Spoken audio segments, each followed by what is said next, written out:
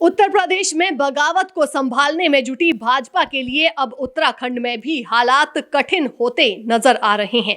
पिछले कई दिनों से पार्टी के खिलाफ आवाज उठाने वाले विधायक और कैबिनेट मंत्री हरक सिंह रावत को न केवल सरकार से बर्खास्त किया गया है बल्कि 6 साल के लिए पार्टी से निष्कासित कर दिया गया है। राज्य के मुख्यमंत्री पुष्कर सिंह धामी के मुताबिक हरक सिंह रावत अपने समेत परिवार के सदस्यों के लिए टिकट की मांग करते हुए पार्टी पर दबाव बना रहे थे।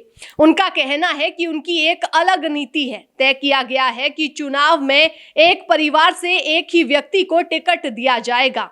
एक ही परिवार में 2 टिकट या 3 टिकट नहीं दिए जाएंगे। पार्टी इसके खिलाफ रही है। अब उत्तराखंड चुनाव के लिए भाजपा ने एक परिवार से एक टिकट वाला नियम भले ही बना लिया हो, लेकिन भाजपा वंशवाद के खिलाफ व्यवहारिक तौर पर तो कभी नजर नहीं आई है।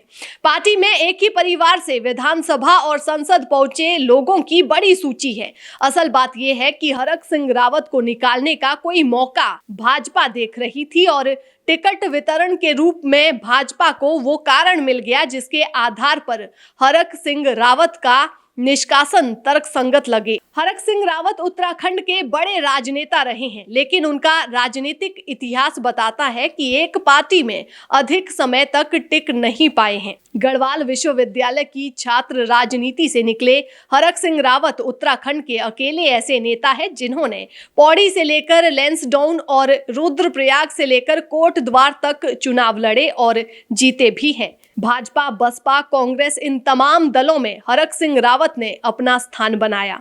हरक सिंह रावत अविभाजित उत्तर प्रदेश से लेकर नए बने प्रदेश उत्तराखंड की सरकारों में कैबिनेट मंत्री रहे, मुख्यमंत्री पद के दावेदार भी रहे, लेकिन कहीं ना कहीं पार्टियों और उनके बीच विश्वास का रिश्ता मजबूत नहीं हो पाया, जिससे उनकी दावेदारी कभी मुकम्मल नहीं हुई और वे एक से दूसरा पाला बदलते रहे। 2016 में उत्तराखंड कांग्रेस में बड़ी बगावत हुई थी। तब विजय बहुगुणा और बहुत से दूसरे कांग्रेस नेताओं के साथ भाजपा में शामिल होने वालों में हरक सिंह रावत का नाम भी शामिल था। इस वजह से 2017 के चुनाव में कांग्रेस भाजपा से हार गई थी। हरक सिंह रावत को तब भी उम्मीद रही होगी कि वे मुख्यमंत्री बनाए जा सकते हैं।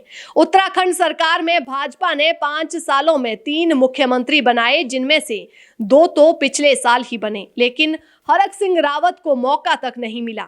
इस बीच उनकी नाराजगी भाजपा से बढ़ती रही। उन्होंने पहले भी कोटद्वार में मेडिकल कॉलेज खोलने की मांग करते हुए पार्टी छोड़ने की धमकी दी थी। उनके राजनीतिक कद को देखते हुए भाजपा उन्हें मनाती रही, रोकती रही।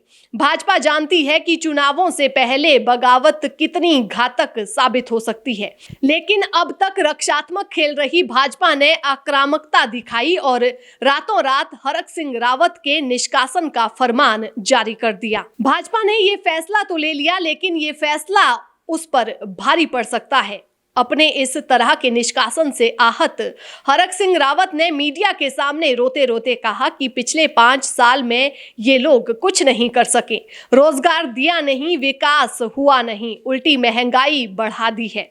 ऐसे में भाजपा को कुछ ना कुछ आरोप लगाकर तो उन्हें निकालना था। उन्होंने कहा, जिनके घर खुद शीशे के होते हैं उन्हें दूसरों के घरों पर पत्थर नहीं मारने चाहिए। इसके साथ ही हरक सिंह रावत ने साफ साफ कहा कि अगले महीने होने वाले विधानसभा चुनावों में उत्तराखंड में कांग्रेस की पूर्ण बहुमत की सरकार बनने जा रही है और वे बिना किसी शर्त के कांग्रेस के लिए काम करते रहेंगे। उत्तर प्रदेश में जो भी नेता भाजपा से अलग हुए हैं उन्होंने दलितों, पिछड़ों, अल्पसंख्यकों की उपेक्षा का आरोप योगी सरकार पर लगाया। उत्तराखंड में हरक सिंह रावत 5 साल में कोई काम ना करने का आरोप भाजपा सरकार पर लगा रहे हैं। इसके साथ ही महंगाई का मुद्दा भी उठा रहे हैं। इससे पहले हिमाचल प्रदेश में उपचुनाव में हार का कारण मुख्यमंत्री जयराम ठाकुर ने महंगाई को ही बताया था। ये आरोप भले ही राज्य स्तर पर लगाए गए हों, लेकिन इनका राष्ट्रीय स्तर पर भी असर पड़ेगा।